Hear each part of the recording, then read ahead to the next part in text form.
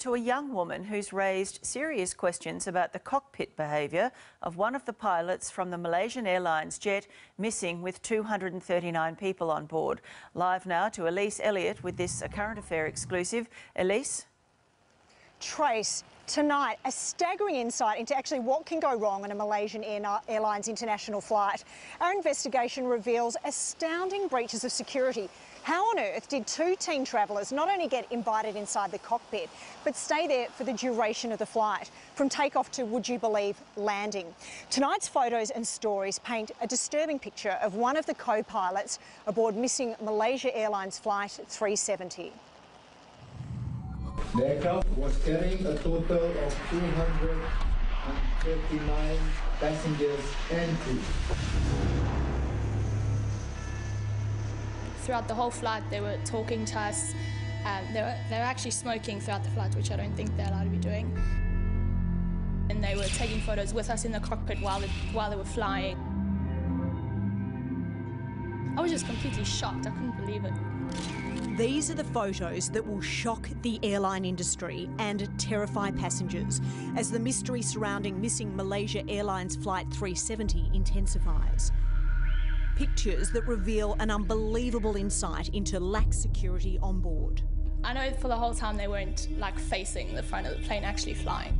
Holiday snaps that show on this particular Malaysia Airlines flight how two young, attractive girls were invited into the cockpit for an entire international flight. Were you there for takeoff? Yes, we were. And landing? Yes. Even though the pilots were responsible for possibly hundreds of passengers, it's claimed their focus was on entertaining their teenage guests. Possibly a little bit sleazy.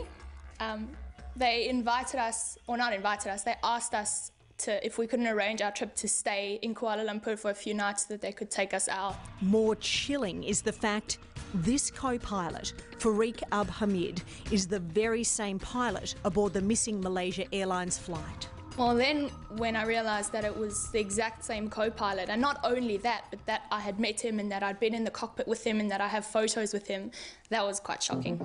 It was just my best friend and I just wanted to get away, so we booked about a 2-week trip to Thailand. We were just in Phuket the whole time, just a holiday. Jonty Ruiz and her girlfriend Jan Marie were having the time of their lives in Thailand. And how would you describe the trip? Amazing. Oh, the most fun I've ever had. I don't think we got to bed one morning before 5. It was really, really good. For the pair, the real fun started at Phuket Airport when they were plucked from the boarding queue by the Malaysia Airlines pilots. We were standing in line at the boarding gate just with everybody else, and the pilot and co-pilot walked past us and came back and asked us if we would like to sit with them in the cockpit during the flight. So obviously we said yes. Why obviously? It's an exciting thing. It's something that not everybody gets to do. I think anyone would have jumped at the opportunity. There is no indication the girls were given authority by Malaysia Airlines. When a current affair contacted the airline in Malaysia, we were told by a spokesperson, under no circumstances are passengers permitted in the cockpit, and certainly not during takeoff and landing. Despite this, once seated on the plane and before takeoff, an air steward came to fetch the girls from their seats. Did the air steward seem at all surprised you were invited up the front into the cockpit? I actually think the air steward helped us to fold out the jump seat, so she knew that we were going to be sitting in there and she didn't seem like it was anything unusual. Did the pilot seem familiar with having people in the cockpit? It didn't seem unusual to them. I think they might have before invited people into the cockpit with them. It's an astounding breach of security that two young holidaymakers were allowed in the cockpit for pre-flight and takeoff, as these photos show. We were sitting on a pretty uncomfortable seat behind the pilot, and throughout the whole flight they were talking to us. They were actually smoking throughout the flight, which I don't think they're allowed to be doing. At one stage they were pretty much turned around in their seats talking to us, and they were so engaged in conversation that he took my friend's hand and he was looking at her palm and said, "Oh, your hand's very creased, that means you're a very creative person," and he commented on her nail polish and stuff like that. Jonty, who is travelling in Australia for a year, emailed a current affair with this startling insight into questionable practice aboard this flight. Why have you decided to come forward and speak about this? It seems like everybody's completely in the dark and nobody has any information. So I thought the tiny bit that I have, I just want to share, and maybe it can help with something. And I'm really not saying that I think that the co-pilot was in the wrong in this flight at all. It could have been absolutely anything, but this is just a little bit of information that I have. Co-pilot Farik Abdul Hamid is one of 239 people on board Flight 370 when it disappeared en route to Beijing from KL on Saturday.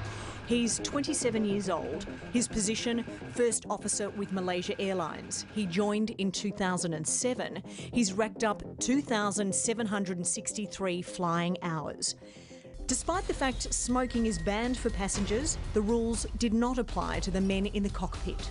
And you didn't mind being in a cockpit with smoking? Oh, no, we didn't. My friend and I said to each other in Afrikaans that, like, I wish they'd stop smoking, because it's a really small, confined space and neither of us smoke, so it was a bit annoying, but can't exactly tell a pilot to stop smoking. But looking at these photos, it looks like something that maybe should be happening in a bar, not in a cockpit. Did you feel safe? I did feel safe. I don't think there was one instance where I felt threatened or I felt that they didn't know what they were doing. The whole time I felt that they were very friendly, but I felt that they were very competent in what they were doing.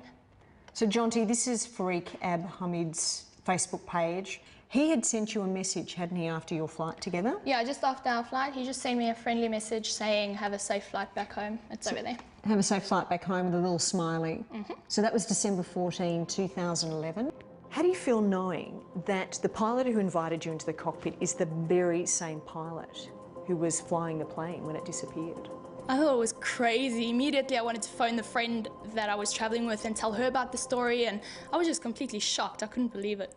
When I saw all his friends and his family posting on his wall, obviously my heart really broke for them, and my heart broke for all the families and of the passengers. It's a really sad story. And 4 days on, there is still no sign of any wreckage and no clear indication of why flight MH370 disappeared.